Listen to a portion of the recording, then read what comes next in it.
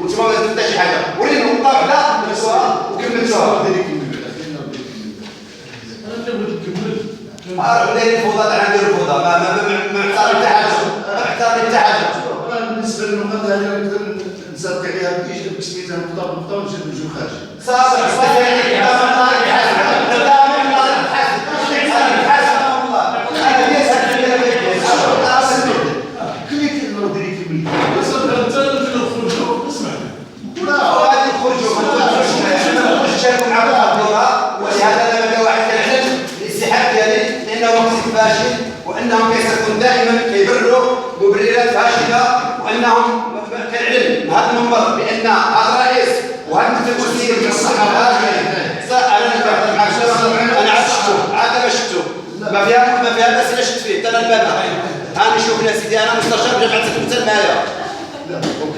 نظام النظام اش كيمنع فيها النظام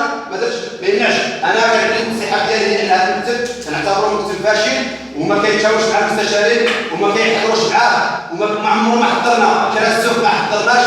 قطع الماء ما حضرناش. كنفكر بين الناس الاستشاريه وقالنا غادي نقطع ما كاينش شي صراحه عند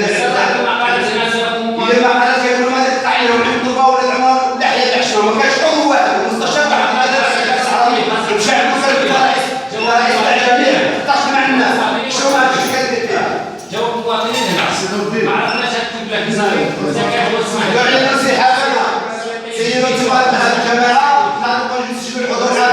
وحنا المسؤوليه ديال المواطن كيستنى لكم تجيبوا له موارد المواطن كيستنى لكم تجيبوا له الماء ماشي تقطعوا عليه يقول لي لا جماعه كيكتب هذا الفلوس الجماعه اللي كيكتب هذا الفلوس ماشي السياره انا الثمن نديها وندير معاها السيزون ماشي حنايا لنا نقطه سياره اسعاف ونجي زعما انا جايب سياره اسعاف اخرى عاود الشهر الجاي يجيب لنا دوره واحده اخرى قلنا لا نديروا اتفاقيه مع مجلس عماله باش نجيبوا حنا المقصود بلاصه وسط وفي النواه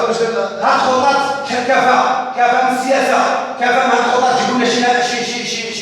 موارد الجماعه تجيبوا لنا شي حوايج اللي هو راه الشباب ضايع احنا في ازمه خانقه احنا فيها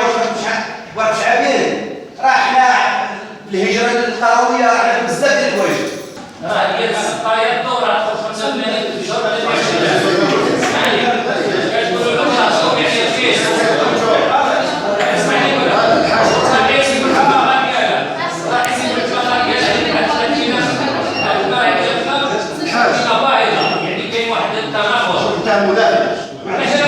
مجتمع عايشين في كتقول لي انت خاطئ وضد بك راسي